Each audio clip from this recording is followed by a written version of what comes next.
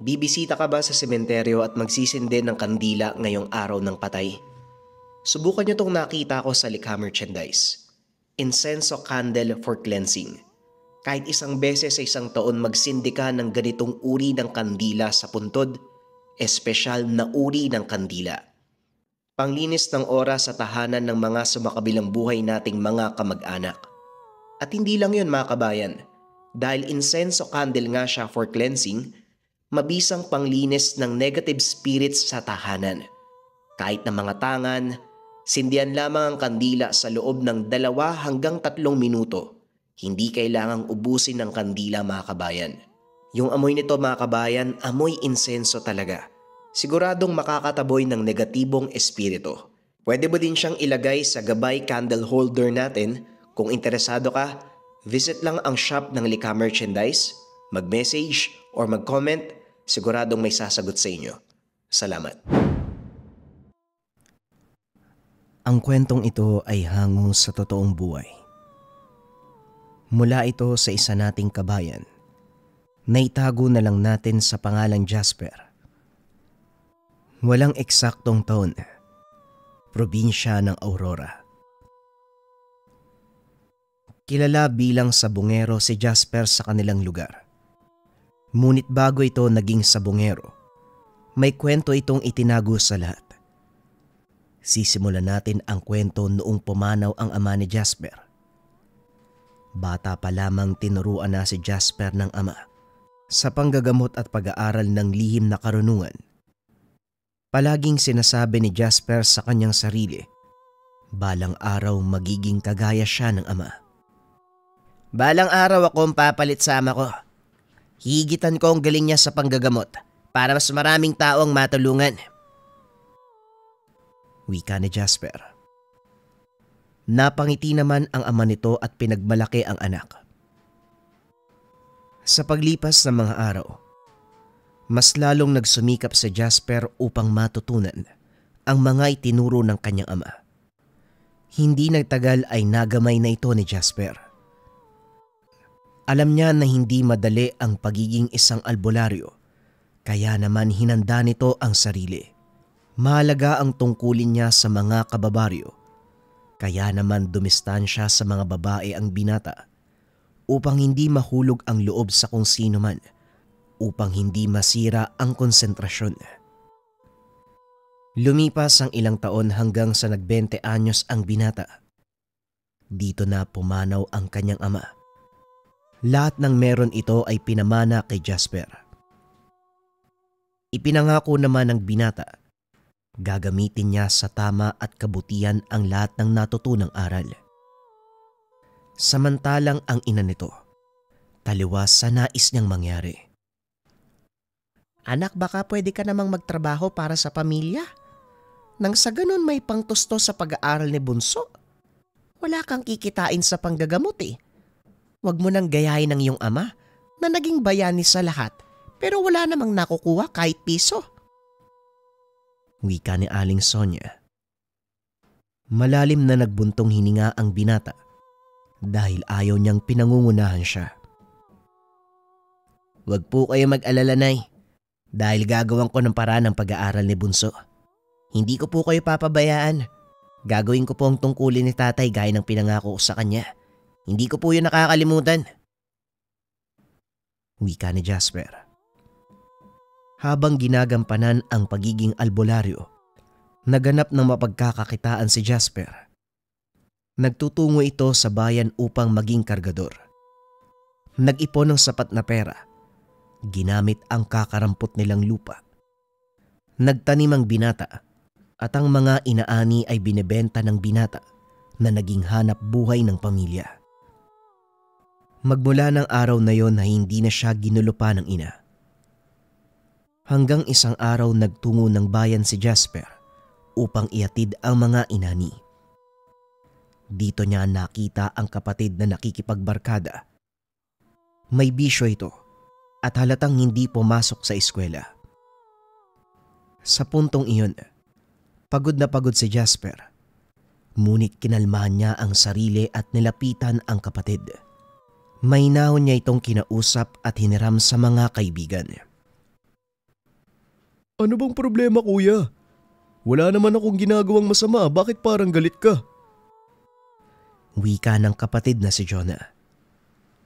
Masama itong tinignan ni Jasper.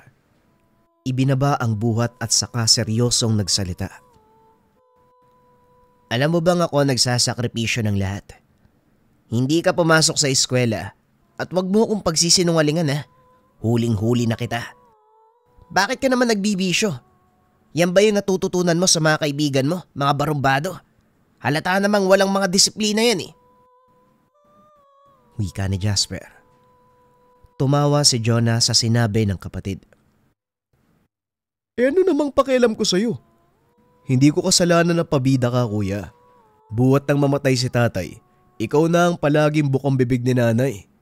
Kesyo gayahin kita dahil masipag, maaasahan.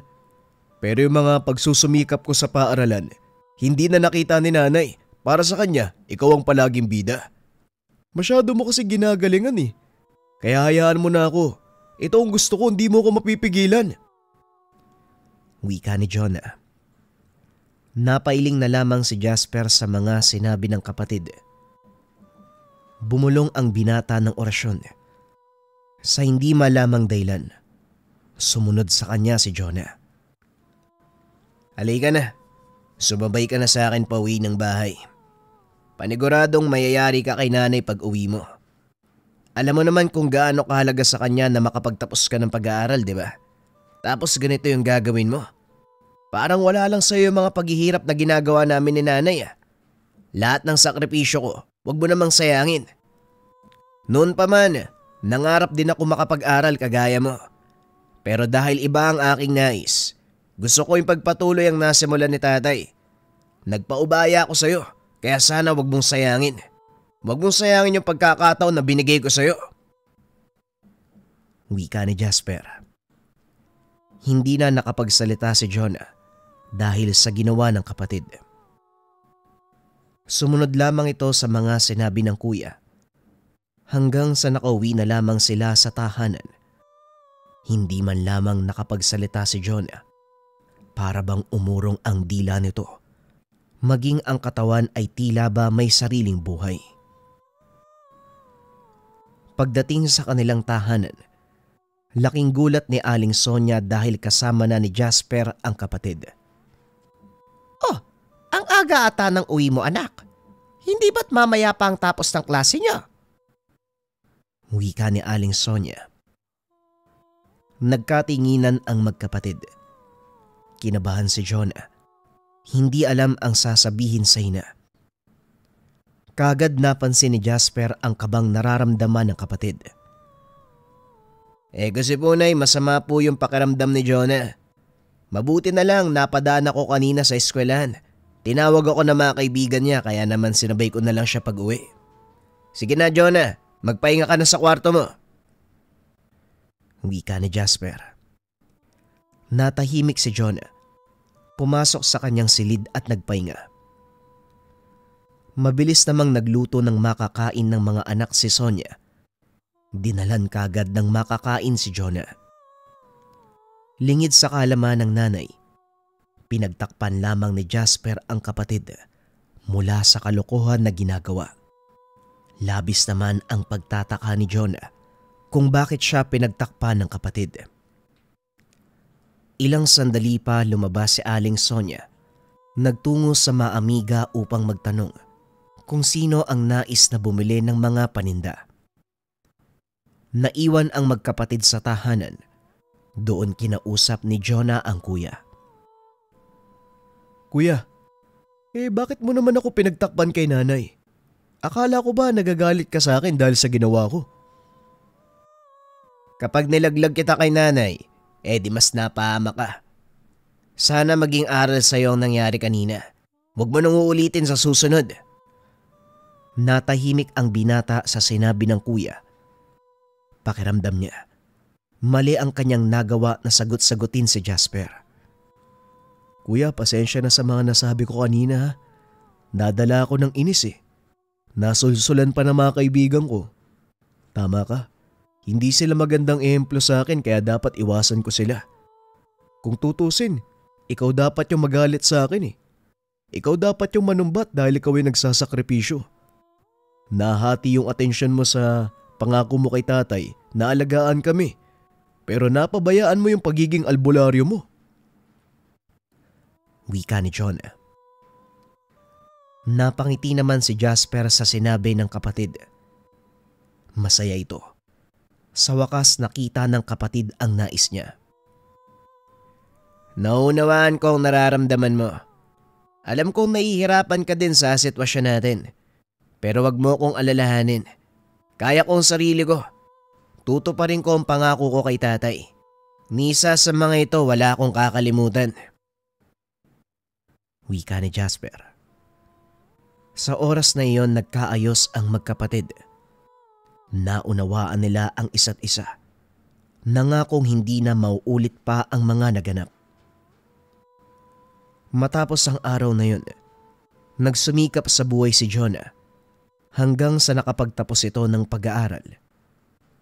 Sa paglipas ng mga araw nakahanap ng trabaho si Jonah, kaya naman tumigil na sa pagtatrabaho si Jasper. Ipinagpatuloy na lamang ni Jonah ang nasimulang negosyo ng kuya. Nagpatuloy si Jasper sa pagiging albularyo. Itinuon ang pansin sa pagtulong sa kapwa. Hanggang sa nakilala ni Jasper si Lorenzo, kilalang sabungero sa kabilang baryo. Minsan itong nagpagamot kay Jasper at mula ng araw na yon ay naging malapit sa isa't isa ang dalawa. Palaging nagpupunta sa bahay nila Jasper si Lorenzo. Minsan pa tumutulong ito sa mga gawain sa panggagamot. Kumbaga ito ang alalay ni Jasper. Ngunit walang interes si Lorenzo na matutunan ang lihim na karunungan. Nais lamang nito na tumulong sa kaibigan at mga taong nangangailangan. Napakasipag mo talaga, Jasper, no? Kaya saludo ko sa iyo eh. Natutuwa ako dahil mabuti kang tao. Ang iba kasing albularyo, yung ibang manggagamot nagpepresyo eh. Alam mo na kung anong tinutukoy ko. Wika ni Lorenzo. Ngumiti naman si Jasper sa sinabi ng kaibigan. Natutuwa ang binata dahil may nakakakita na sa lahat ng kabutihan na kanyang ginagawa maliban sa pamilya. Ang iba kasi, naaalala lang si Jasper sa tuwing kailangan siya ngunit kapag wala na, tila ba hindi na siya nakikilala ng mga ito. Salamat naman at napansin mo ang mga kabutihan na ginagawa ko. Wala naman akong ibang maihiling kung hindi pagpatuloy ang nasimulan ng aking ama. Wika ni Jasper. Alam mo, iilan na lang ang kagaya mo na may mabuting puso. Handang tumulong sa mga nangangailangan, yung walang hinihintay na kapalit. Saludo ko sa mga kagaya mo. Wika ni Lorenzo. Grabe naman yung puri mo sa akin, pare. Hindi naman ako santo, minsan nagkakamali din ako. Wag mo ngang palakihin yung ulo ko. Nagtawanan ang mga ito. Hanggang sa dumating si Jonah, napansin ang kaibigan ng kuya. Mukhang ang saya niyo ata dyan, kuya. Kumusta ang panggagamot mo? Marami po bang tao? Marami bang natulungan? Nabanggit pala sa akin sa kabilang baryo. Kuya, pumunta ka daw dun. Kailangan daw nila ng tulong mo eh. Maraming nagkakasakit. Hindi malaman ang dahilan kahit doktor. Hindi masolusyonan yung problema eh. Wika ni Jonah. Sige bunso, pupunta ako dun. Ang sabihin mo, makakaasa silang darating ako. Mukhang may nagaganap na naman na hindi maganda sa kabilang baryo Wika ni Jasper. Mukhang mapapalaban ka na naman, Jasper ah. Anong uri kaya ng nilalang yun ang bubulabog sa kabilang baryo? Wika ni Lorenzo. Malalaman natin yan pagpunta roon. Nakakatawa lang isipin. Maraming tao na nakakakilala sa akin. Marami na ako matutulungan. At alam kong natutuwa si tatay habang pinapanood niya ito sa langit. Sayang lang no, hindi na natin siya kasama dito. Wika ni Jasper. Pero anak, palagi mong tatandaan, bago mo alalahanin ang kalagayan ng ibang tao, unahin mo ang sarili mo. Paano mo sila matutulungan kung ikaw mismo papabayaan mo ang kalusugan? Huwag mong abusuhin ang katawan mo, lalo na't hindi ka bata. Patanda ka, anak. Huwag mo na sanang gayahin ng iyong ama. Inabuso ang sarili, kaya ngayon hindi na natin kasama. Wika ni Aling Sonia. Huwag po kayong mag-alala, nanay, dahil palagi kong natatandaan at itinatatak sa aking isipan ang mga sinasabi mo sa akin. Mabuti naman kung ganon. O siya, maiwan ko na muna kayo. Nang umalis si Aling Sonia, kagad nagsalita si Lorenzo. Pare, hindi na ako makapag-intay na pumunta sa kabilang baryo para makatulong sa'yo. Tara na! Wika na Lorenzo. Natawa si Jasper sa sinabi ng kaibigan.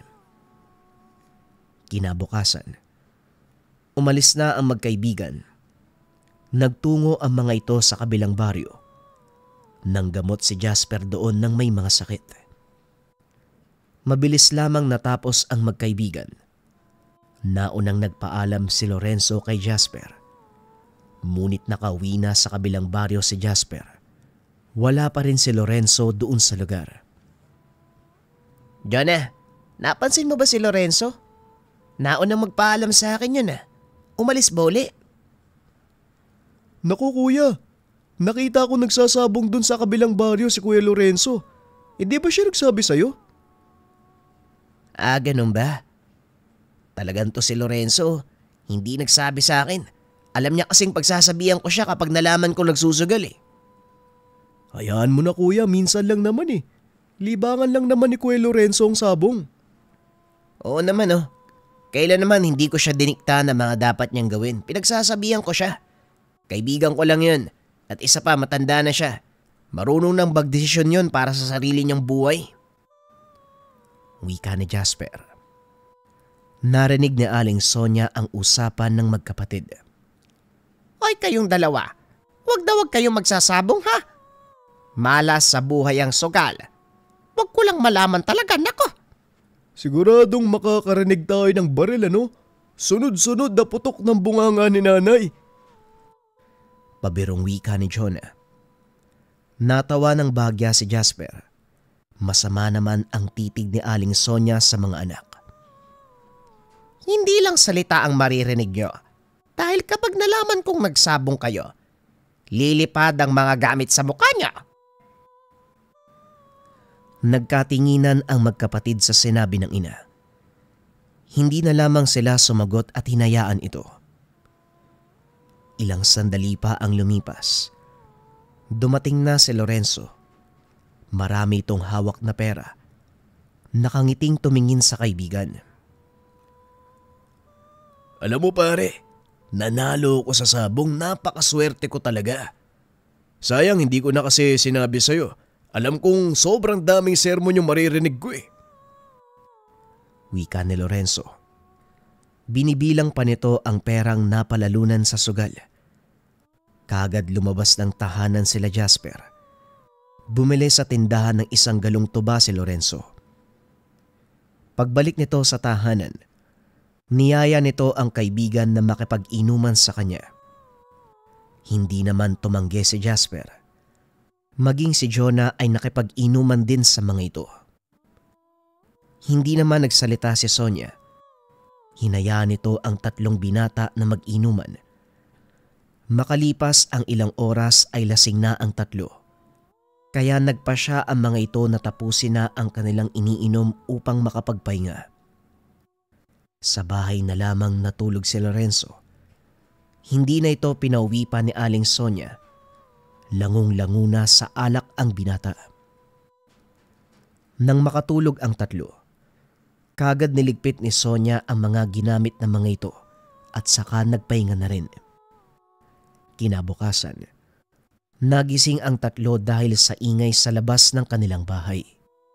Napakaraming tao ang naghahanap kay Jasper.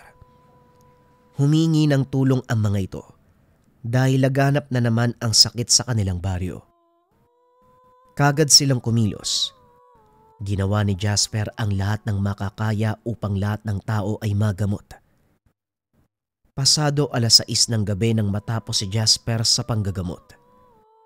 Lahat sila ay pagod na pagod, kaya naman maagang nagpahinga ang mga ito. Kinabukasan araw ng linggo, niyaya ni Lorenzo ang kaibigan sa sabungan. Nung una ay ayaw pa sanang sumama ni Jasper. Pare, yung mag-amang dayo, ilang beses lang nanalo eh. Hindi naman ganong kalakihan yung manok nila. Kung tutusin, isang ihip lang patay na yun eh. Pero napakalakas eh, parang hindi pang karaniwan. Malaki ang pusta ng mga tao kapag natalo mga yun, tiba-tiba tayo. Sige, sasamahan kita. Tutulungan kitang manalo pero huli na yan ha. Ayoko nang makikita ka nagsasabong. Oo pare, mabawi ko lang yung mga talo ko, hihinto na ako sa pagsasabong. Nakondisyon mo na ba yung manok mo? Eto na, gagawan ko ng dasal pero tumupad ka sa usapan ha. Kagad kinuha ni Jasper ang manok ng kaibigan. Hinimas ang buong katawan ng hayop habang bumubulong ng dasal. Kung titignan, normal na manok lamang ang hawak ni Jasper. Kaso nga lang kinarga na ito ng albularyo. Nang matapos nagtungo sa sabungan ang magkaibigan, inilaban ng mga ito ang manok na may orasyon. Isang pasada pa lamang, natalo kaagad ang kalaban. Gulat na gulat ang lahat sa ipinamalas na galing ng alaga ni Lorenzo. Ngunit nabahala ang palaging nananalo na si Gaspar. Sa dulo nagharap ang manok ni Lorenzo at Gaspar. Laking gulat ng lalaki nang magsabong ang dalawang manok. Natalo ang sa kanya. Tuwang-tuwa ang lahat dahil sa wakas may nakatalo kay Gaspar. Ngunit ang pagkatalo ng lalaki, hindi niya matanggap. Galit na galit si Gaspar. Samantalang tuwang-tuwa naman sila Lorenzo sa laki ng panalo. Kagad na bumili ng lambanog ang magkaibigan. Nag-inuman ang mga ito hanggang sa naubos ang biniling alak. Alis na ako pare ha, maaga pa tayo bukas eh. Saka gusto kong ipamahagi ang panalo ko sa mga tao. Bala kong paglutuin ng lugaw si Nanay Sonia, ibigay natin sa mga kababaryo. Ayos maganda yung naisip mo pare. O siya, ingat ka ha. Kita na lang tayo bukas.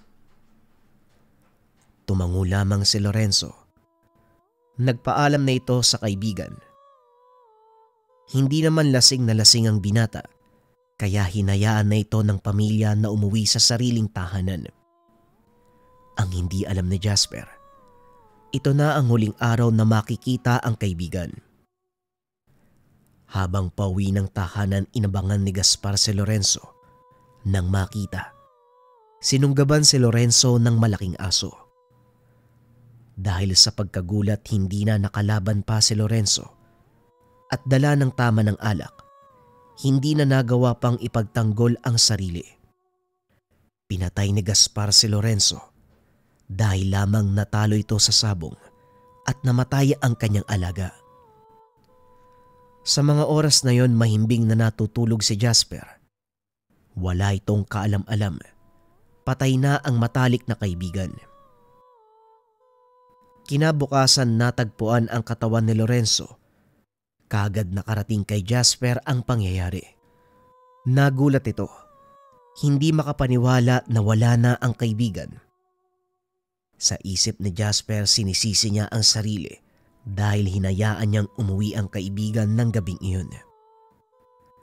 Nang mailibing si Lorenzo, ipinangako ni Jasper na hahanapin niya kung sino man ang gumawa nun sa kaibigan. Hindi nagtagal nalaman ni Jasper ang katotohanan. Natukoy nito si Gaspar ang siyang pumaslang sa kanyang kaibigan. Pinuntahan ni Jasper ang tahanan nito, kaso nga lang wala na siya sa lugar. Nang dahil sa pangyayari, tila ba nawalan ng gana sa lahat ng bagay si Jasper. Kaya naman naisipan ng pamilya na lumipat na lamang ng baryo upang makapagsimula ng bagong buhay. 2 taon nang lumipas. Nanumbalik ang sigla ni Jasper. Nanggamot uli ito at tumulong sa kapwa. Ngunit ganun pa man, hindi nito nakakalimutan ang pinangako sa kaibigan. Hindi pa rin tumigil si Jasper na hanapin ang taong pumaslang sa kanya. Isang araw, ibinalita ni Jonah kay Jasper na may nagaganap na sabong sa baryong iyon. Nagtungo sa sabungan si Jasper. Dito niya nakita ang pamilyar na muka na matagal nang hinahanap. Muling nagarap sa sabungan si Jasper at Gaspar. Nung una akala ni Gaspar hindi siya nakilala ni Jasper. Ngunit sa isipan ng albularyo, pinapatay niya na ang lalaki. Nang matalo sa sabong mabilis na tumakas si Gaspar. Ngunit sa daan nakaabang na pala si Jasper. Laking gulat ni Gaspar nang makita ito sa daanan. Seryosong nakatitig sa kanya habang hawak-hawak ang punyal. Napalunok na lang ang aswang dahil kita niya ang nag-aapoy na galit sa mga mata ni Jasper. Gayunpaman, hindi nagpahalata ng takot ang lalaki. Diretso itong naglakad. Walang pag-aalinlangan hanggang sa tuluyan siyang hinarang ni Jasper. Alam mong may atraso ka sa akin eh. Matagal kitang hinanap. Ngayon pagbabayaran mo ang ginawa mo sa kaibigan ko. Wika ni Jasper. Tumawa si Gaspar upang ipakita sa binata na hindi siya natatakot. Wala akong kinalaman sa pagkamatay ng kaibigan mo. Marahil maraming nagalit sa kanya dahil libo-libong pera ang napalalunan niya eh. Marami ang natalo dahil sa akin pumusta. Bakit ako ang pagbibintangan mo? Tugon ni Gaspar. Napailing si Jasper sa pagsisinungaling ng aswang. Kailanman hindi mo ako malilinlang, Gaspar. Kilala kita, kaya hindi mo ako maluloko. Ikaw ang pumatay sa kaibigan ko dahil hindi mo matanggap ang pagkatalo at namatay pa ang alaga mo. Wika ni Jasper.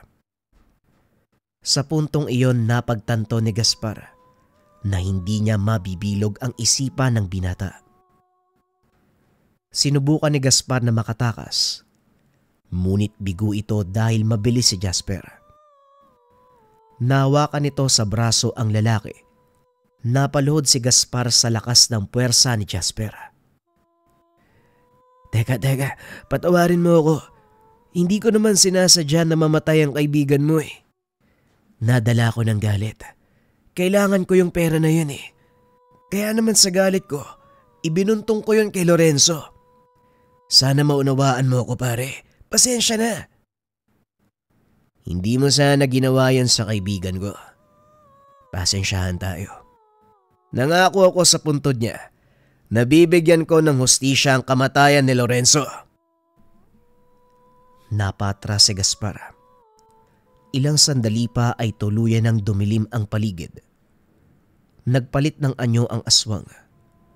Wala itong pagpipilian kung hindi kalabanin si Jasper.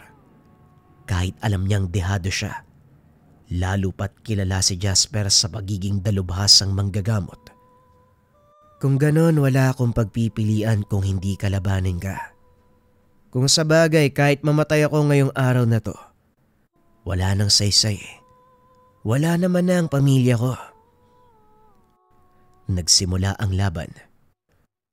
Unang umatake si Gaspar. Nais itong patunayan sa binata na hindi siya magpapadaig. Sinubukan itong kagatin sa braso at paa si Jasper. Kaso nga lang mabilis na nakaiwas ang antingero. Bawat atake ni Gaspar ay naiiwasan ng binata.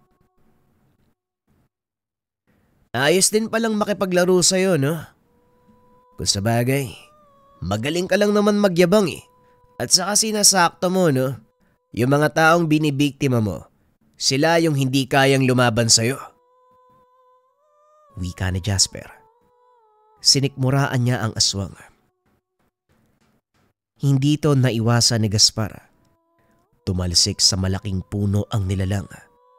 Napasuka ng dugo dahil kasabay ng pag-atake ni Jasper ang patuloy na pagsasambit ng karga sa kanyang kamay. Doble ang lakas na meron ang binata. Bukod sa pag-atake, harap-harapan itong nagbabato ng tigalpo. Habang namimilipit sa sakit si Gaspar, itinaas ni Jasper ang kanang kamay. Muling nag-usal ng orasyon. Kusang gumagalaw ang katawan ng nilalang. Inilapag ni Jasper ang punyal sa kanyang harapan. Walang pagdadalawang isip itong kinuha ni Gaspar. Itinutok sa sarili niyang liig. Nasaksihan ni Jonah ang nangyari. Nakita nito kung paanong nilaslas ni Gaspar ang sariling liig. Lalapitan niya sana si Gaspar upang pigilan. Kaso nga lang hinawakan nito ni Jasper. Nang makitang wala ng buhay si Gaspar, sinunog ni Jasper ang katawan nito. Nang matapos, umalis kagad ang magkapatid. Ipinaliwanag ni Jasper kay Jonah ang mga naganap. Naintindihan naman ito ni Jonah. Maging siya ay labis na galit ang naramdaman nang malaman na si Gaspar ang pumatay sa matalik na kaibigan na si Lorenzo. Matapos ng araw na yun, bumalik na sa normal ang lahat. Ipinagpatuloy ni Jasper ang pagsusugal, pero hindi lamang para manalo ng pera. Inaabangan niya ang mga hindi normal na tao na lumalaban sa pasugalan.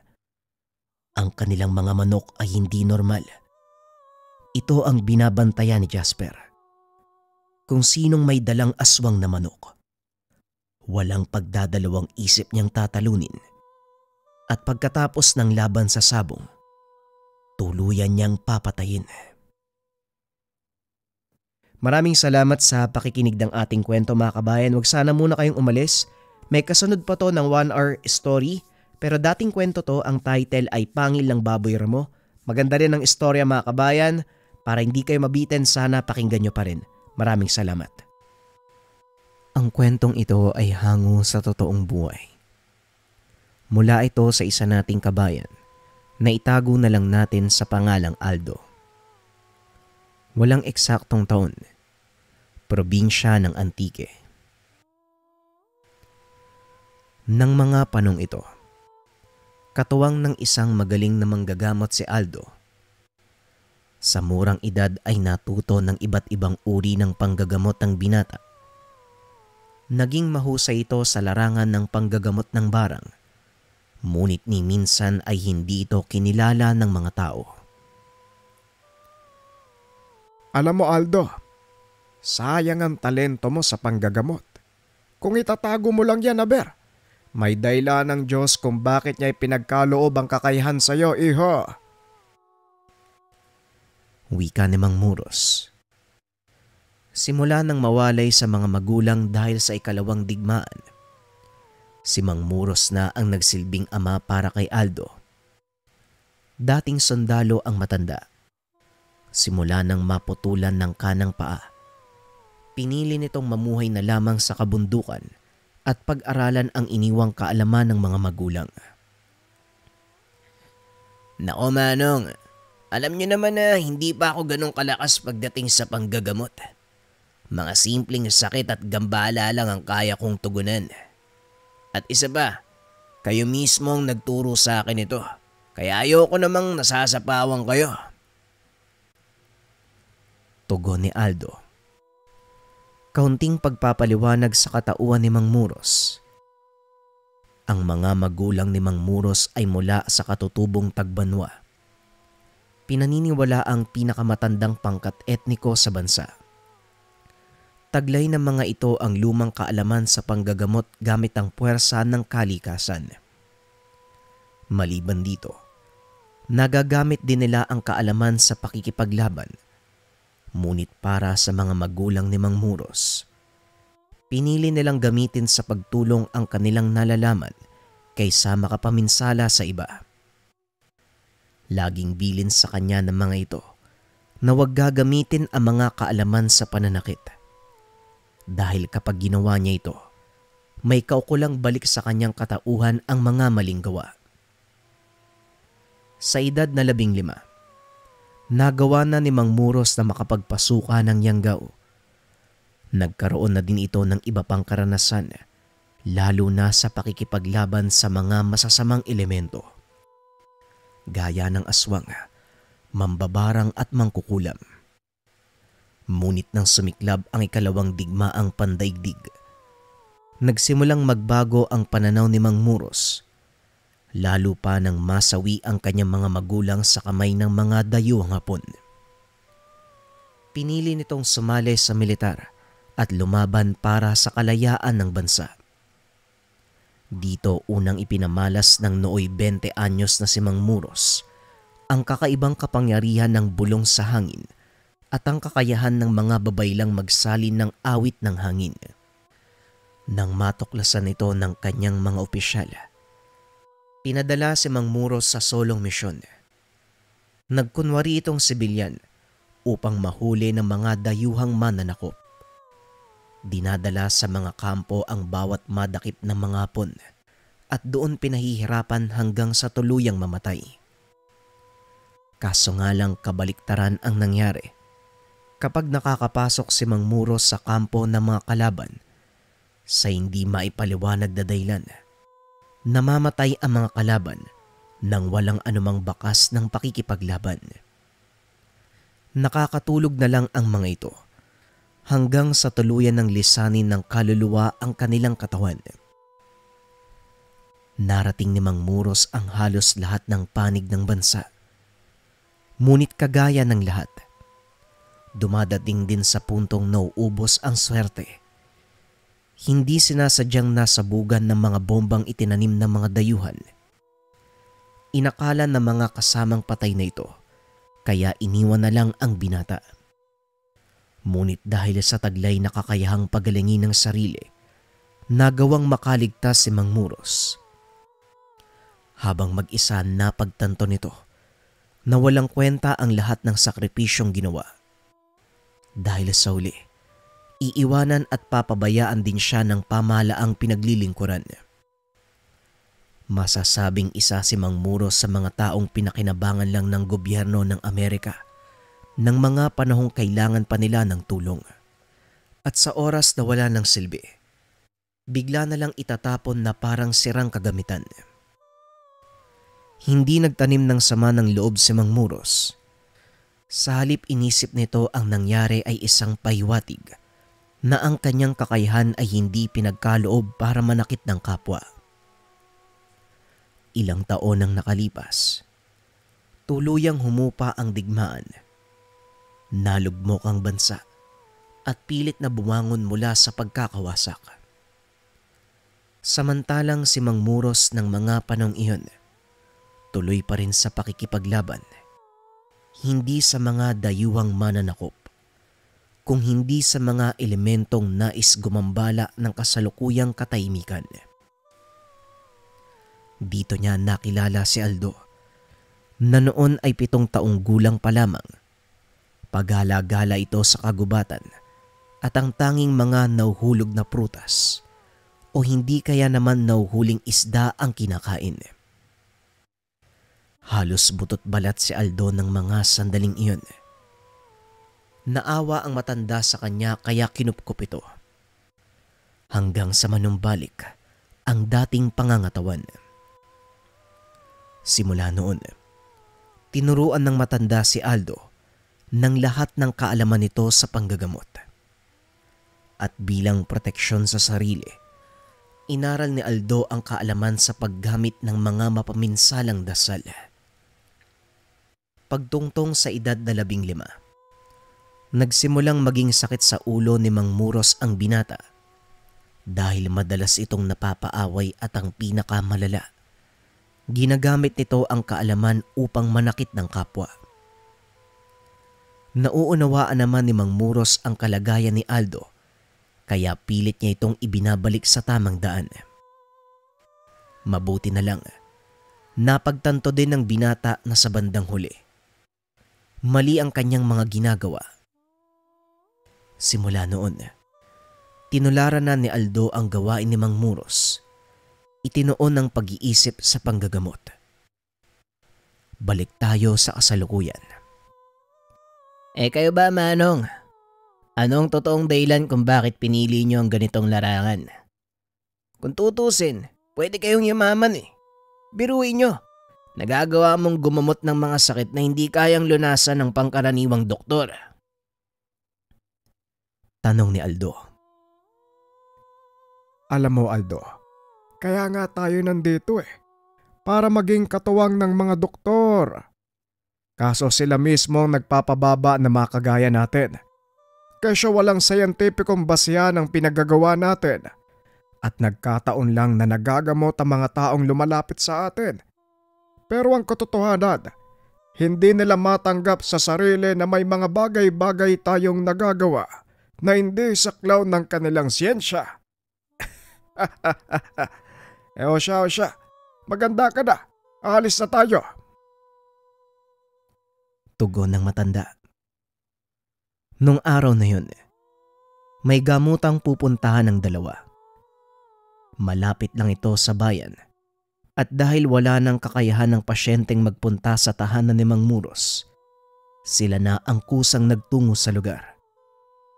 Pagdating sa tahanan ng pasyente, pinagtinginan sila ng mga tao dahil sa itsura ni Mang Muros. Merong saklay. Mahaba ang puting buhok. May nakasabit na sisidlan ng langis sa bewang. May dalang bag na gawa naman sa balat ng kung anong hayop. Naninibago ang mga taga-syudad dahil noon pa lang sila nakakita ng aktwal na ermitanyo. Tinitigan ni Aldo ang mga tao. Wala itong ibang nakikita kung hindi pang aalipusta. Panlalait sa panglabas na kaanyoan ng maestro. Dahil likas na mainitin ng ulo, hindi maiwasang kumprontahin sila ng binata. Anong tinitingin-tingin nyo? Ngayon lang ba kayo nakakita ng matandang putol yung paa?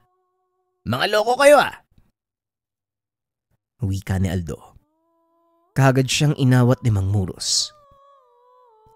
Hayaan mo na sila Aldo. Hindi naman ang mga taong yan ang pakay natin Halika na. Nag-aantay yung pasyente sa loob ng tahanan. Wika ni Mang Muros. Pumasok ang dalawa. Nakita ang matandang nakaupo sa sala. Kagad silang binate at inayang maupo. Magandang umaga. Mabuti naman at nakarating kayo. Sandali lang ha. Naghahanda na ng agahan ng aking kasampay. Wika ng matanda. Ay wag na ho kayong mag-abala. Kung inyo pong mamarapatin, nais ko pong makita ang pasyente. Tugon ni Mang Muros. Ako ang pasyente, Muros. Ang totoo, hindi ako magpapagamot. Ipinatawag ko kayo dahil meron akong kahilingan bago tuluyang mawala sa mundong ito. Wika ni Tandang Luis. Nagtaka ang matanda dahil ang pagkakasabi sa kanya ng kaanak nito, may malubhang karamdaman ang matanda. Kung ganon magsalita ka Tandang Luis, ano ang kahilingan mo? Tugon ni Mang Muros. Nais kong tanggalin mo ang kakayahan ko bilang mambabarang dahil ayokong pumanaw na dala ang sumpang ito. Wika ni Tandang Luis. Dito pa lamang nalaman ni Mang Muros na ito ay mambabarang. Kilala ito sa bayan bilang isa sa mga prominenteng tao. Hindi mahahalatang mambabarang ito. Nakasuot ng magarang damit at laging nakasakay sa magandang kotse. Teka, ngayon ko lang nalaman na isa kang mambabarang. Pero laking pasasalamat ko dahil hindi tayo nagkaengkwentro. Dahil doon masasabi kong wala kang masamang ginawa. At kung ito ang kailangan mo, wala akong pagdadalawang isip na tutuparin yan. Tugon ni Mang Muros.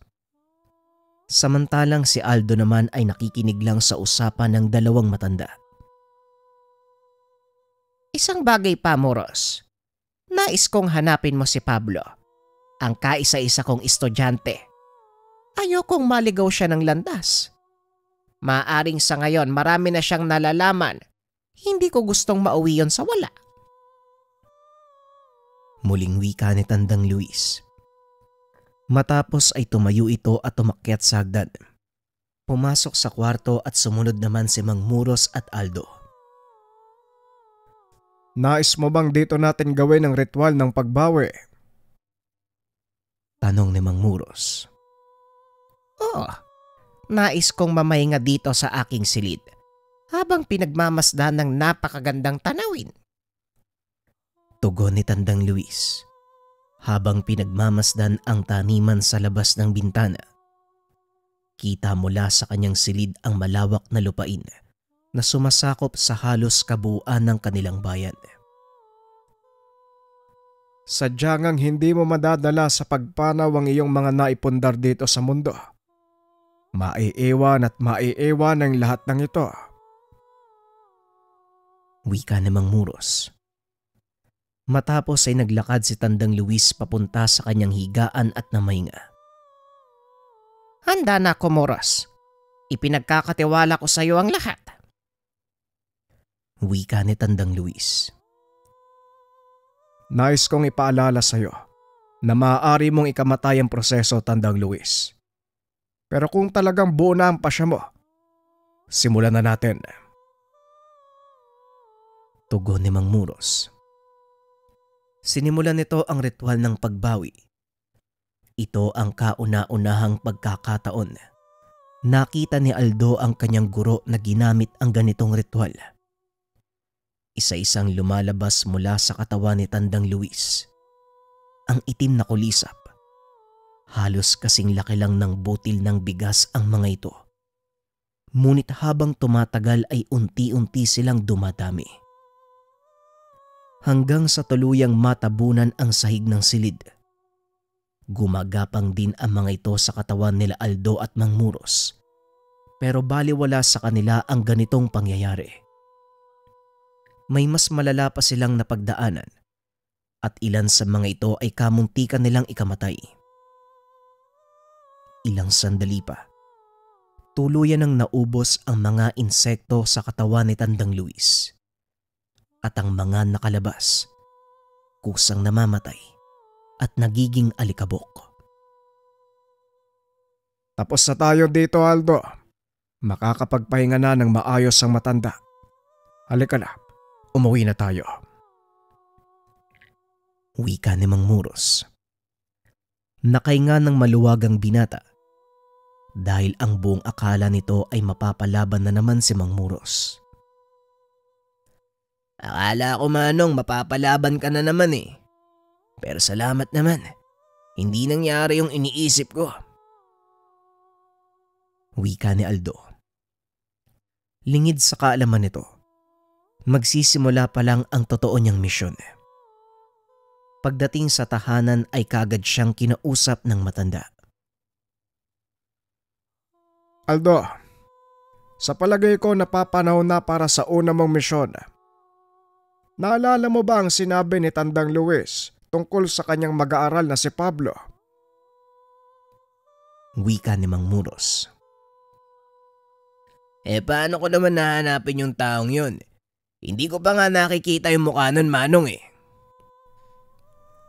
Tugon ni Aldo. Madali lang ang bagay na yan. Kayang matunto ng isang tao sa pamamagitan ng gamit na naiwan, hindi ba?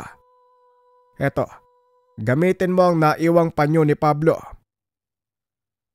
Wika ni Mang Muros. Kagad itong kinuha ni Aldo. Sinimulan ang paghahanap kay Pablo gamit ang naiwang panyo. Inabot ng halos 6 na oras ang binata. Ngunit hindi nito matukoy ang kinaroroonan ni Pablo. O anong problema?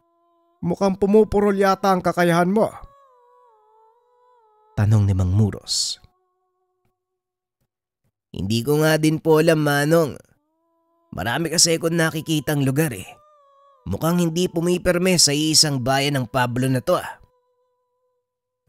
Tugon ni Aldo. Kung ganon, isa lang ang dapat mong gawin. Isa-isahin mo ang mga baryo at bayang pinuntahan ni Pablo. Muling wika ni Mang Muros. Ano ho? Naku naman, para kang naghahanap ng karayom sa dayami. Hindi ko alam kung mahanap ko ang taong yan. Ay nako, pero susubukan ko pa din, Manong. Tugon ni Aldo. Matapos ang pag-uusap, naghanda na ng mga kagamitan ng binata. Kinabukasan maaga pa lamang ay nagpaalam na ito. Mag-iingat ka. Palagi mong tatandaan, yang kayamanan mo, hindi para sa pananakit ng iba. Wika ni Mang Muros. Alam ko yun, Manong, kaya huwag kang mag-alala.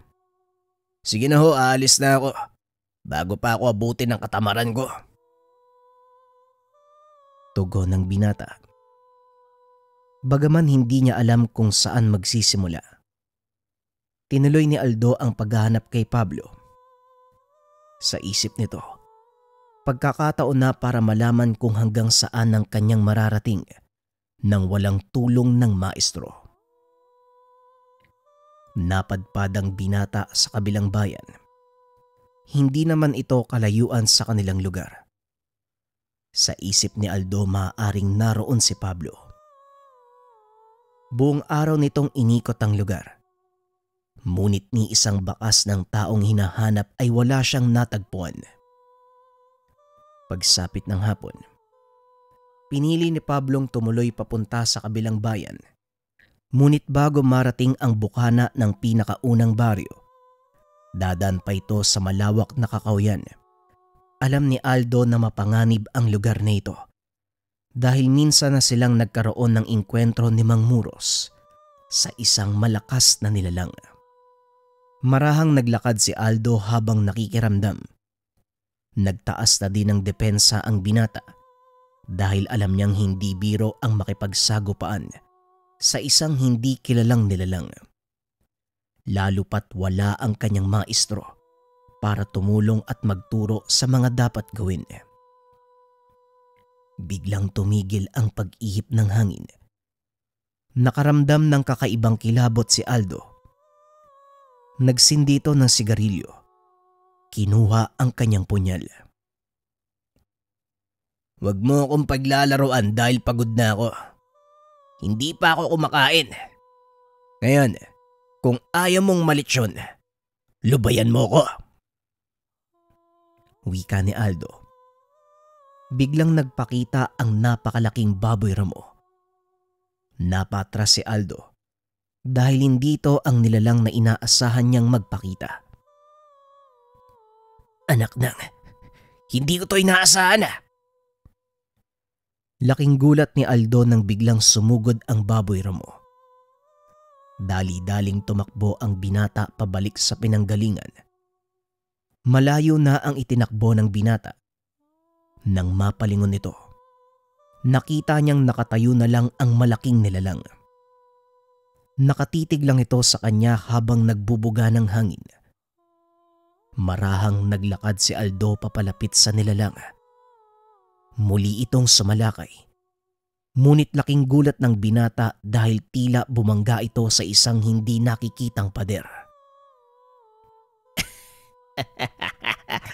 Ano ka ngayon? Hindi ka makalabas dyan, ano?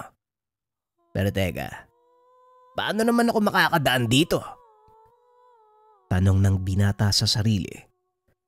Nagulat ito nang biglang may nagsalita sa kanyang likuran. Hindi siya makakalampas sa hangganan na yan. At ikaw naman, hindi ka ring maaaring tumuloy sa pupuntahan mo nang hindi natatalo ang nilalang na yan. Wika ng isang lalaking nakaupo sa paanan ng puno habang may nakatakip na sombrero sa muka. Anak nang, kanina ka pa ba dyan? Tanong ni Aldo. Parang gano'n na nga. Ikaw, ngayong ka lang ba nakarating dito? Tugon ng lalaki. Hindi ito ang unang beses na dumaan ako sa lugar. Kaya nga nagulat ako. May nagpakitang nilalang eh. Wika ni Aldo at tumayo ang lalaki. Nilapitan niya si Aldo. Ako nga pala si Abel. Alam mo, ilang beses ko na ding sinubukang dumaan dyan. Pero hindi ako nakakalangpas. Tanging yung mayamang matanda na si Tandang Luis ba yun? Saka si Moros ang nakakadaan dyan. Wika ni Amel. Ako naman si Aldo. Mag-aaral ni Manong Moros. Minsan na kaming dumaan sa lugar na ito eh. May nakalaban din kaming nilalang pero hindi ito yun. Tugon ni Aldo. Alin doon? Yung higanting may 6 na ulo. Gawi-gawi ng tawag doon. Napatay ko na yung nilalang na yun eh. Eto, pangil lang gawi-gawin. Tugon ni Amel. Anong ginagawa mo sa mga yan, tropeyo? Tanong ni Aldo. Sabihin na nga natin ganon. Ang bawat nilalang na napagkukunan ko ng Pangilosungay, napapasakin ng kakayahan. Wika ni Amel. Parang bertud. Mukhang maganda yan ah. Matanong ko lang saan mo ginagamit ang mga yan. Manggagamot ka rin ba? Tanong ni Aldo. Manggagamot? Hindi rin ako sigurado kung ganun nga ako eh. Pero teka, maiba nga ako. Taga saan ka ba? May uuwian ka ba dito? Alam ko kasi malayo na sa bayan ng lugar na to eh. Wika ni Amel. Wala nga eh. Nasa kabilang ibayo pa ang bahay ng maestro ko. At hindi ako maaaring bumalik hanggat hindi ko natatapos yung pinapagawa niya sa akin. Tugon ni Aldo. Gano'n ba ako siya? Sumama ka na lang muna sa akin. Malapit lang dito yung kubong tinutuluyan ko. Ay pagpasensyahan mo na ha. Maraming lamok dun eh. Muling wika ni Amel. Kagad namang sumama si Aldo. Bagaman noon niya lang nakilala ang lalaking iyon, hindi niya malaman kung bakit napakabilis nitong makuha ang kanyang tiwala. Pagdating sa kubo kagad nagsindi ng sulo si Amel. Tumambad kay Aldo ang napakaraming bungo ng hayop mula sa bungo ng usa hanggang sa malalaking ulo ng mga nilalang na mukhang kalabaw. Nagustuhan mo ba ang koleksyon ko? Alam mo, gusto ko sanang idagdag sa mga yan yung ulo ng malaking baboy-raboy. Kaso nga lang, hindi ko siya kayang talunin mag-isa. Wika ni Amel. Paano bang matatalo ang nilalang na yon? Gusto mo bang malaman? Interesado ka din ba? Hindi naman sa interesado. Parang gusto ko lang subukan ng mga natutunan ko kay Manong Moros. Tugon ni Aldo. Bigla namang naalala ni Amel ang tungkol sa maestro ni Aldo. Oo nga pala no. Naalala ko sinabi mong mag-aaral ka ni Moros. Marami na kasi akong naririnig tungkol sa kanya. Lalo na sa mga mambabarang. Malupit daw at walang awa kung pumatay yung matandang yon. Totoo ba? Tanong ni Amel. Kung titimbangin ang ginagawa ng mga mambabarang na nakakalaban niya, kumpara sa parusang binibigay ni Manong, siguro mas malupit at walang awa mga mambabarang. Si Manong Moros kasi, binibigyan niya ng pagkakataong magbago ang kalaban. Pero kapag nagmatigas, sa kanya lamang pinapatay. Pagpapaliwanag ni Aldo. Kung sa bagay, tama ka nga naman. Pero alam mo, marami na din ang kumakalaban sa kanya, hindi ba? Minsan ba natalo na ang maestro mo? Muling tanong ni Amel. Hindi naman sa pagmamayabang, pero sa buong buhay na magkasama kami ni Manong, ni minsan hindi niya sinabing nanalo siya eh. Ang tanging binabanggit niya lang ay ang mga katagang binalaan na kita pero hindi ka nakinig. Tugon ni Aldo. Napangiti naman si Amel at muling nagsalita. Totoo nga ang sinabi nila tungkol sa maestro mo. Hindi nga siya basta-basta. Wika ni Amel. Ako naman ang magtatanong kung ayos lang sa'yo. Maaari ko bang malaman kung bakit mo ginagawa to? Tanong ni Aldo. Ang alin? Ang pangolekta ng bertud mula sa iba't ibang nilalang. Simple lang. Gusto ko maging malakas. Tugon ni Amel. Maging malakas? Bakit naman? Hindi mo ba kayang maging malakas kahit wala ang bertud? Muling tanong ni Aldo. Pwede naman. Pero may kakaibang proteksyong na ibibigay ang mga bertud. Maliban dito, magkakaroon ka pa ng pambihirang kakayahan gaya ng paglalaho sa mata ng kalaban. Mas pagiging malakas ka.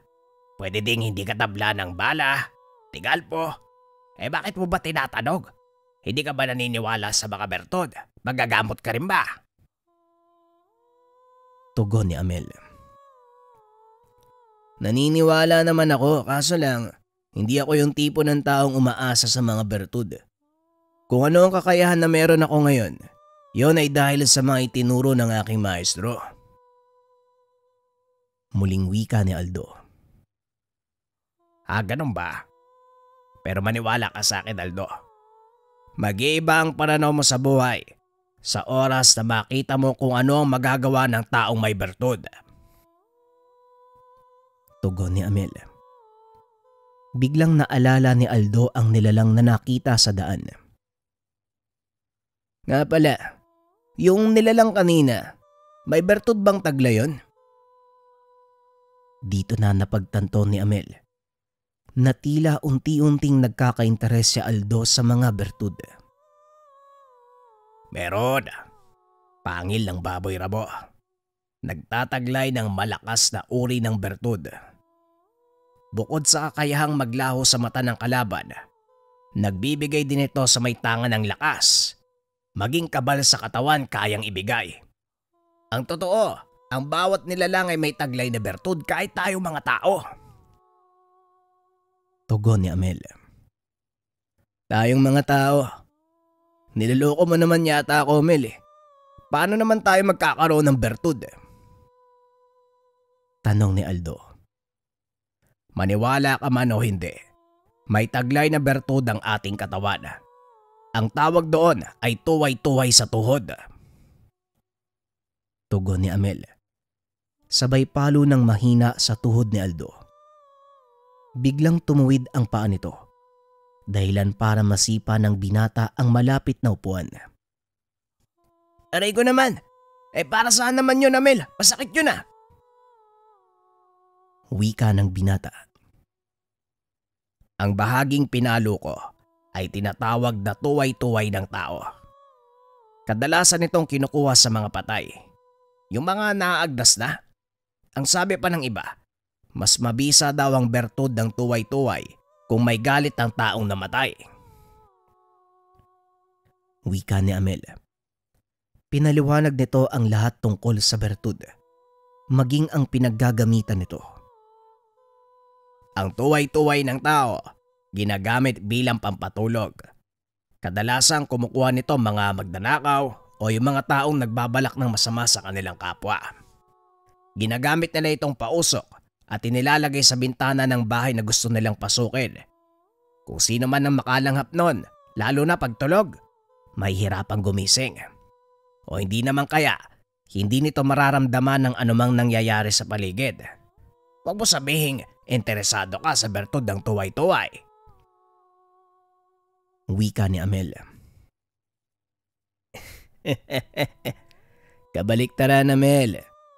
Hindi ako naghahangad ng isang bertud na magdudulot ng kapamakan sa kapwa. Yung sinabi mong pangil ng baboy ramo, mas interesado ko dun eh. Tugon ni Aldo. Kung gusto mo, kunin natin. Tayong dalawa. Ikaw ang magtatago ng bertud. Pero akin yung ulo ha. Ay, kaso lang may problema. Kailangan mabuhay sa loob ng 2 araw ang nilalang na pagkukunan para masigurado ang bisa ng bertud nito. Kapag namatay, walang kwenta yon. Wika ni Amel.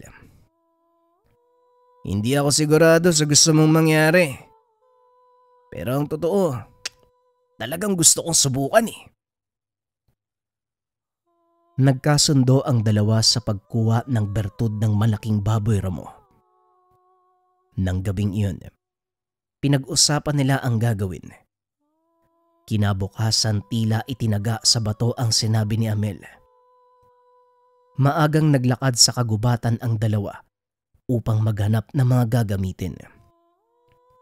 Nanguha si Aldo ng mga yantok upang gawing panali. Gagawin niya itong patibong. Ngunit laking gulat nito dahil habang hinihila ang pinutol na yantok, biglang nahulog ang malaking sanga ng kahoy papunta kay Amel. Alam ng binata sa oras na bumagsak ito sa kaibigan.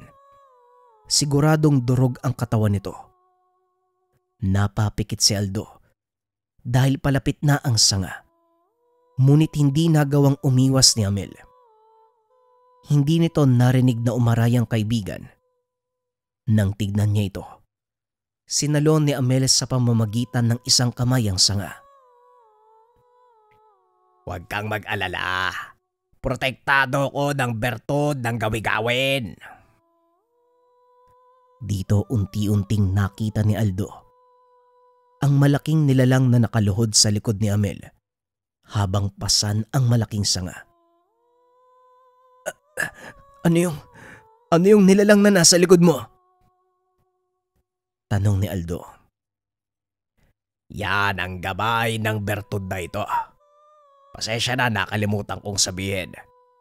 Sa oras na makuha mo ang bertud ng isang nilalang, nagiging gabay mo ang kaluluwa nito. Tugon ni Amel. Lalong tumindi ang pagnanais ni Aldo na makuha ang pangil ng baboy ramo. Halika na, tapos na ako manguha ng mga yantok na gagamitin natin sa patibong. Kaunting kaalaman. Ang yantok ay ginagamit sa paggawa ng mga muebles. Ngunit mainam din itong gamitin na panali. Ibinababad ang pinutol na puno sa tubig. Pinipisa upang makuha ang pinakabalat. Ibang pamamaraan naman. Hinahati sa maliliit na bahagi ang yantok. Tinatanggal ang pinakagitna para maiwan ang panglabas nitong balat na siya namang ginagawang panali. Balik tayo sa kwento. Magaling Aldo, pero hindi natin kakailanganin ng patibong.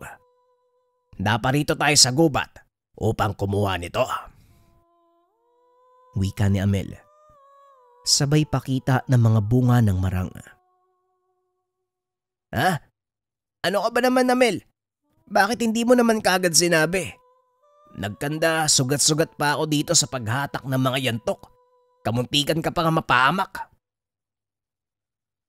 Tugon ni Aldo. Pasensya ka na. Hayaan mo. Sa susunod magsasabi ako. Wika ni Amel. Sabay akbay kay Aldo. Ay nako. Puro ka talaga kalokohan. Halika na nga.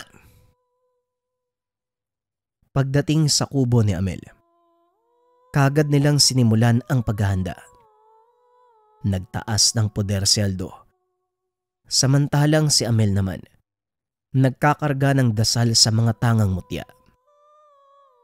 Nang matapos na ang dalawa, kagad na silang pumunta sa lugar kung nasaan ang malaking baboy ramo. Ikinalat ng mga ito ang hinog na bunga ng marang sa paligid. Kumalat sa hangin ang matapang na amoy nito. Ngayon, kailangan na lang natin mag-antay. Mas makakabuti kung magtatago ka, Aldo. Wika ni Amel. Nalabis naman ay pinagtaka ng binata. Teka, bakit naman ako magtatago? Tanong ni Aldo. Kailangang isa sa atin ang maging pain. At ako yon. Ikaw ang uhuli sa nilalang. Sa oras sa mahawakan mo ang pangil niya, sumampa ka sa likod. Pilitin mo siyang maitumba. Malinaw ba? Tugon ni Amel. Kagad humanap ng mapagtataguan si Aldo. Napili nito ang isang puno, hindi kalayuan sa kinakatayuan ng kaibigan. Sanay na mangaso si Aldo, kaya alam nitong hindi makakasagap ng amoy ng mga baboy ramo mula sa mataas na lugar. Nang makapwesto na si Aldo, nagsimulang gumawa ng ingay si Amel. Ilang sandali pa malalakas na kalabog ang narinig ng dalawa. Mula sa hindi kalayuan, nakita nila ang pag-uga ng malalaking puno. Hudyat na paparating na ang nilalang. Bigla itong lumitaw sa likod ni Amel. Sakto ang pwesto ni Aldo sa likod ng nilalang, kaya inantay nitong salubungin ng kaibigan ang galit na baboy ramo. Ilang sandali pa, nagsalpuka na ang dalawa. Gamit ang pambihirang lakas, pinigilan ni Amel ang rumaragasang baboy ramo. Nang makita ni Aldo na hawak ni Amel ang pangil, mabilis itong tumalon sa likod ng nilalang at yumakap ng maigpit. Pilit nitong itinumba ang baboy ramo, ngunit sadyang matibay at napakalakas nito. Hanggang sa magawang hawakan ni Aldo ang tenga, buong lakas na ipinihit ang katawan. Napaatungal ang baboy ramo hanggang sa tuluyan itong bumagsak. Isang malakas sa suntok sa panga ang ibinigay ni Amel. Halos yumanig ang buong paligid sa sobrang lakas, dahilan para mawalan ng malay ang nilalang. Mukhang napasarap ang suntok mo, Amel. Napuruan mo yata eh. Wika ni Aldo. Hindi yan, tignan mo. Humihinga pa oh. Nawalan lang ng malay kaya bilisan na natin. Bago pa bumalik yan sa ulirat. Pamili ka na. Kanan o kaliwa? Tanong ni Amel. Siguro, yung sa kanan. Tugon ni Aldo. Amin na ang punyal mo. Alam kong dinasalan ng gamit na yan. Pasensya na ha. Kailangan namin ng pangil mo, kaibigan. Tugon ni Amel. Alam nito na maaaring ikamatay ng nilalang ang suntok na yun. Ngunit hindi niya ito sinabi kay Aldo. Dali-daling tinanggal ng binata ang pangil. Ilang sandali pa nagawa ng kunin ni Amel ang kanang pangil ng baboy ramo. Inabot ito kay Aldo. Kagad namang ibinalot ng binata sa pulang tela. Akmang aalis na sana sila, nakita nitong nagbuga ng dugo ang nilalang. Sandali lang, Amel. Mukhang maluba talaga yung tama ng isang to. Wika ni Aldo. Wala ka na magagawa dyan, Aldo. Mamamatay at mamamatay ang nilalang na yan. Aaminin ko, medyo napuruan ko yata talaga ng suntok eh. Tugon ni Amel. Naupo si Aldo sa lupa. Hinawakan ang ulo ng nilalang. Nag-usal ng mga dasal habang nakapikit ang mata.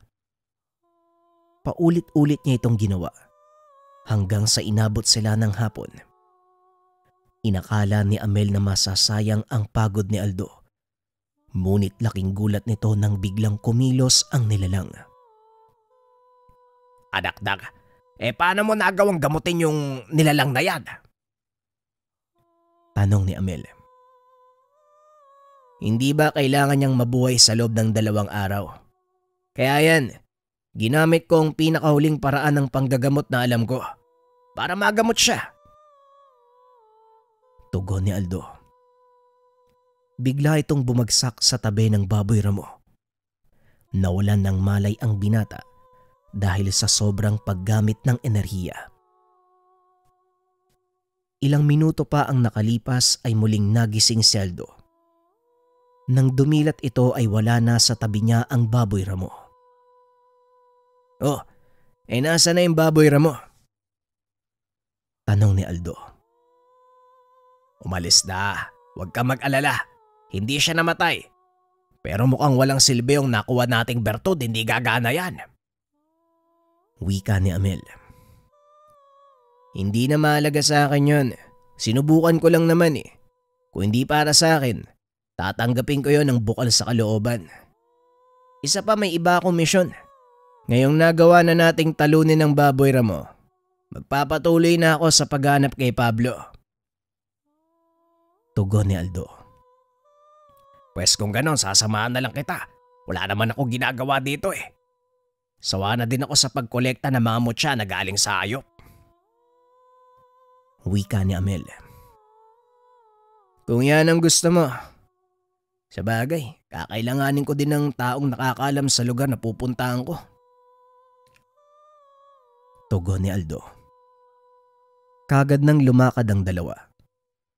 Walang bahid ng panghihinayang kay Aldo. Kahit hindi nito nakuha ang mutya. Ngunit lingid sa kalaman ng binata, may magandang bunga ang kanyang ginawa. Pagsapit ng gabi, narating nila ang isang lugar. Nagtanong-tanong sila doon sa baryo tungkol kay Pablo. Isang residente ang nakapagturo dito. Kaagad nilang pinuntahan ng lugar. Nakita nitong napakaraming tao roon. Teka, mukhang may patay yata dyan ah. Siguro pwedeng makikain. Wika ni Amel. Ano ko ba naman? Puro ka talaga kalokohan. Patay na nga, makikikain ka pa. At saka gamutan niya, no? Tugon ni Aldo. Teka, sabihin mo nga sa akin. Ano ba yung itsura noong Pablo na yon? Alam mo ba? Tanong ni Amel. Malalaman natin mamaya. Antayin mo lang na humupa ang tao. Tugon ni Aldo. Naupo ito sa isa sa mga bangkong nakailera. Batay sa itsura ng lugar. Isa itong lumang simbahan. Kahit wala na ang mga pader. Nanatiling buo ang mga upuang yari sa semento. Ilang sandali pa ay tuluyan ang natapos ang gamutan. Nagliligpit na ng gamit ang lalaking nanggagamot. Akmang lalapitan na ito ni Amel nang bigla siyang pigilan ni Aldo. Tignan mo ang nilalakaran mo, Amel. Wika ng binata. Napatalon sa upuan si Amel nang makita ang malaking alakdan na gumagapang sa lupa. Sabihin niyo sa akin, anong kailangan niyo? Tanong ng lalaki. Halos magkaidaran lang ang binata. Makapal lang ang balbas nito at medyo mahaba ang buhok. Pero batay sa boses nito, nalaman ni Aldo ang edad. Sabihin mo sa akin, kaibigan, ikaw ba si Pablo? Oo, tama ka. Anong kailangan mo? Kailangan mong sumama sa akin. Napagutusan ako ng aking maestro na hanapin ka at dalhin pabalik sa tahanan ng iyong guro. Wika ni Aldo. Napangiti ang lalaki at nilapag ang mga kagamitan. Pasensya na, pero mukhang hindi ko mapapagbigyan ng kahilingan mo. May sarili akong landas na dapat tahakin. Ayoko mabuhay sa anino ng maestro ko. Tugon ni Pablo. Pasensya na din, pero mukhang kailangan kitang dali ng sapilitan. Muling wika ni Aldo. Sa pagkakataong iyon ay inawat siya ni Amel. Nasisiraan ka na ba? Mambabarang yang kalaban mo. Wika ni Amel. Alam ko, Amel. Huwag kang mag-alala. Hindi niya ako kayang... Hindi na ituloy ni Aldo ang sasabihin. Bigla na lang nanigas ang kanyang katawan. Huwag kang mag-alala. Matapos ang 5 minuto, mawawala na din ang epekto ng kamandag ng alaga kong iwi-iwi. Sa ngayon, pasensya na. dahil wala akong panahong makipag-usap sa inyo. Wika ni Pablo sabay lakad palayo. Ngunit laking gulat nito nang biglang kalasin ni Aldo ang sumpa ng kamandag ng iwi-iwi. Hindi ang kagaya mong mambabarang ang magpapahinto sa akin. Pasensya na. Si Manong Muros ang maestro ko. Biglang napahinto si Pablo. Nilingon ng binata. Kung ganon siguro nga, hindi masamang makipaglaro sa'yo kahit sandali. Wika ni Pablo. Biglang naglabasan ang malalaking uwang mula sa lupa. Gumagapang ito papunta kay Aldo. Inilapat ng binata ang kamay sa lupa at nag-usal. Isa-isang natunaw ang mga uwang. Ngunit lingid sa kaalaman ni Aldo na may malaking sorpresa ang kalaban para sa kanya. Pag-angat ng ulo nito, bigla na lang lumitaw ang isang malaking ahas. Pumulupot ito sa katawan ng binata. Unti-unting napalood si Aldo. Ngunit pilit niya itong pinanglabanan. Wala pang nakakawala sa lingkis ng ahas na yan. At habang kumikilos ka, lalong humihigpit ang paglingkis niya sa'yo. Teka, anong ginagawa mo? Wika ni Pablo. Biglang naupo si Aldo. Huminto sa paghinga. Ilang sandali pa ay kusang bumitaw ang ahas at natunaw. Sinabi ko na sa'yo, hindi ako ang taong gusto mong kalabanin, Pablo. Wika ni Aldo. Nang mga sandaling iyon ay nanonood lang si Amel. Naroon siya sa sulok. Hanggang sa bigla na lang yumanig ang lupa at mula sa likod nito, lumitaw ang kakaibang insekto na noon pa lamang nakita ni Amel. Dali-dali itong tumakbo palayo. Ngunit sa kasamaang palad, naabutan siya ng isa at nakagat sa paa. Biglang nanigas ang katawan nito at tuluyang natumba. Nahirapan sa paghinga si Amel at pilit itong tumatayo. Hindi niya magawa dahil paralisado ang buong katawan. Ang kumagat sa kanya, isang uri ng makamandag na insekto. Unti-unting titigil ang lahat ng parte ng katawan niya hanggang sa tuluyan itong bumigay. Meron ka lang 1 minuto para pumili. Habulin mo ko o ililigtas ang kasama mo. Wika ni Pablo. Nang mga sandaling ito, hindi alam ni Aldo ang gagawin. Nasa panganib ang buhay ng kaibigan, ngunit hindi niya pwedeng hayaang makalayo si Pablo. Kalmado lang si Aldo ng mga sandaling iyon habang nag-iisip ng susunod na gagawin. Nilingon nito si Amel. Nakita ang paghihirap ng kaibigan. Bilisan mo na. Kung haabulin mo si Pablo, umalis ka na sa harapan ko. Huwag mo na akong alalahanin. Wika ni Amel. Hindi, Amel. Kailangan mo ng tulong. May ibang araw pa at siguradong magkikita pa kami ng Pablong yan. Nang mga oras na yun, pinili nitong iligtas si Amel. Bagay na lubusang nakapagpahanga kay Pablo. Hindi nito akalaing uunahin ng binata ang kaibigan. Hinawakan nito si Amel sa noo. Nagbulong ng mga dasal. Ilang sandali pa ay biglang nawala ang pamamanhid ng katawan ni Amel. Kaya pala sinasabi mong hindi na kailangan ng mga bertud. May nakabuntot pala sa'yo, hindi mo lang alam. Wika ni Amel. Na noon ay unti-unti nang nanunumbalik ang lakas. Nagtaka si Aldo sa sinabi nito. Anong ibig mong sabihin? Anong nakabuntot? Tinuro ni Amel ang nilalang na nakatayo sa likuran ni Aldo. Nang mga sandaling iyon, nakaharap ang nilalang kay Pablo. Ako si Maracao.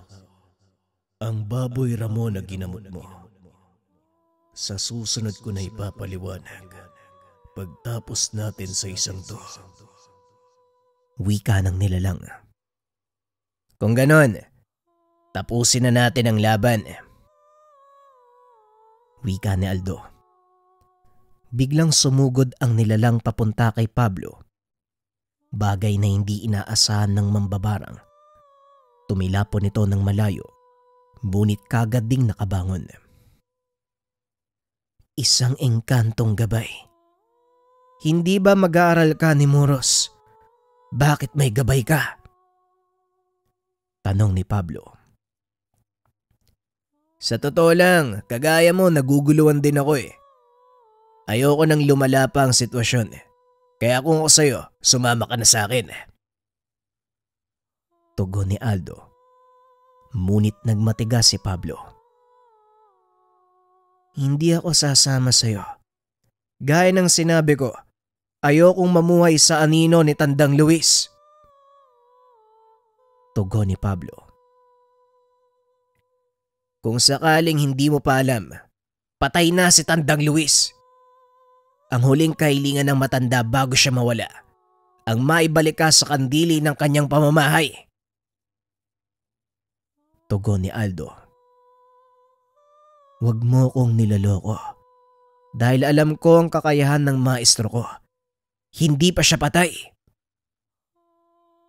Kung ayaw mong maniwala, bakit hindi ikaw mismo magpatunay? Tugon ni Aldo. Ang buong akala ni Pablo, nililin lang siya ng binata. Pasensya na, pero hindi mo ko maiisahan. Wika ni Pablo. Pinakawalan ang napakaraming kulisap. Dali-dali namang humarang ang gabay ni Aldo. Kinuha naman ng binata ang pagkakataon para mag-usal ng dasal na panghuli sa mambabarang. Nagtagumpay si Aldo sa paghuli kay Pablo dahil hindi nito akalaing makakalusot ang tigalpo ng binata. Mukhang nanalo ka. Pero nais ko lang malaman, bakit ganun na lang ang pagnanais mong bumalik ako sa tahanan ni Maestro? Tanong ni Pablo. Gaya ng sinabi ko, yon ang kahilingan ng matandang mambabarang bago niya isuko ang kakayahan kay Manong Muros. Wala akong masamang intensyon sa paghanap sa'yo. Wala din sa bokabularyo ko ang labanan ka. Kaya pakiusap, itigil na natin to. Tugon ni Aldo. Bigla namang ibinaba ni Pablo ang depensa at tuluyang sumuko. Aminado kung magaling ka.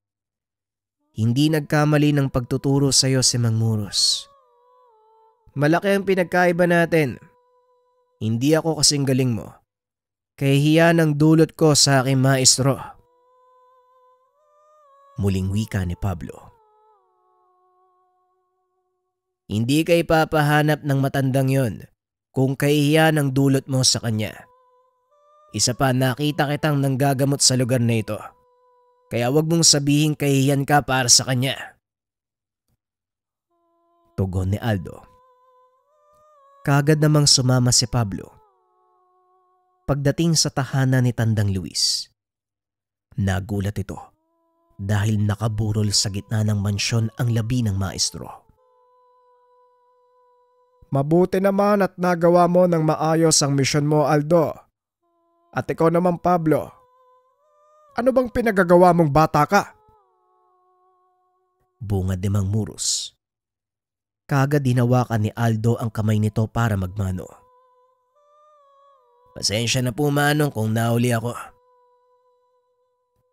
Walang problema, hindi pa naman huli. Nakaburol pa si Tandang Luis, kaya nagtagumpay ka pa rin. Totoo nga. Totoo nga ang sinabi mo. Wala na nga si Maestro. Wika ni Pablo.